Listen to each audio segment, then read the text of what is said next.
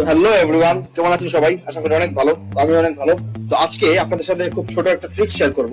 যে ট্রিক্সের মাধ্যমে আপনারা যে কোনো ধরনের সফটওয়্যার বা যে কোনো ধরনের অ্যাপ ডাটা ফাইল বলতে পারেন, অথবা যে কোনো ধরনের ড্যাট ফাইল বা বিভিন্ন ধরনের টেম্প ফাইল, অর্থাৎ যে সকল অ্যাপ্লিকেশন গুলো অথবা যে সকল ফাইলগুলো আপনারা ইজিলি ডিলিট করতে পারতেছেন না, অর্থাৎ আপনাদের ডিলিট করতে গেলে সেখানে ট্রাই এগেন আসতেছে, এরর আসতেছে, ডিলিট হচ্ছে না, সেই ফাইলগুলো একটি মাত্র সফটওয়্যারের মাধ্যমে আমরা কিভাবে সকল ফাইল ডিলিট করতে পারবো সেই প্রসেসটি আজকে দেখাবো।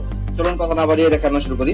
তো ফার্স্ট অফ অল, এই যে একটা ফাইল দেখতে পারতেছেন, এটি একটি টেম্পোরারি ফাইল এবং ডিএলএল দুই ধরনের ফাইল আছে, এখানে ডিআইআর ফাইল আছে। আর এই ফাইলগুলো আপনার ডিলিট করতে একটু সমস্যা হয়। দেখুন আপনাদেরকে ডিরেক্ট প্রুফ দেখাই। এই ফাইলটি আমি ক্লিক করলাম এবং আপনার ডিলিট অপশন দিলাম এবং দেখতে পারতেছেন আপনি ডিলিট করতে পারতেছেন না, স্কিপ হচ্ছে ডিলিট হচ্ছে না, অ্যাডমিনিস্ট্রেটর সাথে ডিলিট হবে না। তো আমরা এটা কিভাবে ডিলিট করব? তো ডিলিট করার জন্য আমাদের একটি সফটওয়্যার লাগবে, যে সফটওয়্যারটির নাম হচ্ছে ওয়াইস ফোর্স ডিলিটর। আপনারা এটি যে কোনো জায়গা থেকে ইনস্টল করে নিতে পারবেন। ধরুন আমি আপনাদের মজিলা ফায়ারফক্স থেকে ইনস্টল করে দেখাই, বা যে কোনো গুগল ক্রোমে যে জাস্ট সার্চ দিবেন ওয়াইস ফোর্স ডিলিটর।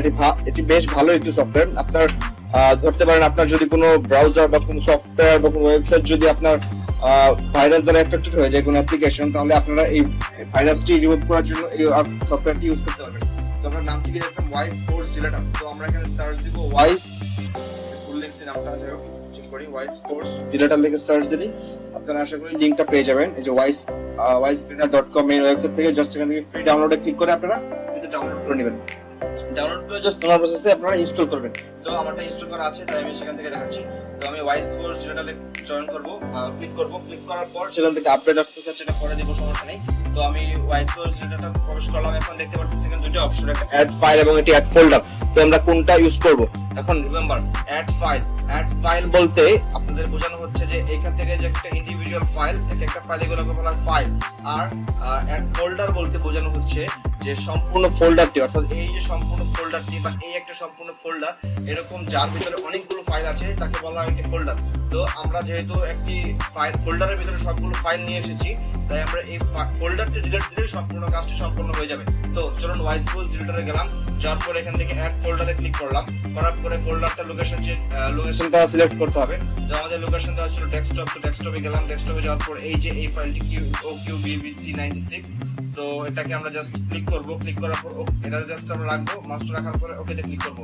ওকেতে ক্লিক করার পর লেখা আসছে যে all files and sub folders will be deleted, অর্থাৎ আপনাদের ইয়েস দিয়ে নেই দেখাচ্ছি, অর্থাৎ এই যে ফোল্ডারের ভিতরে যতগুলো ফাইল ছিল সবগুলো ফাইল এক ক্লিকে ডিলিট হয়ে যাবে।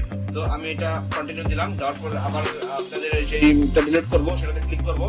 ক্লিক করার পর যখন এটা ব্লু হবে, এটা অপাসিটি ব্লু হবে, তখন এখান থেকে আনলক এবং ডিলিট যে একটা অপশন দেখতে পাচ্ছেন, আনলক এবং ডিলিটে ক্লিক করবেন এবং ইয়েস ক্লিক করবেন।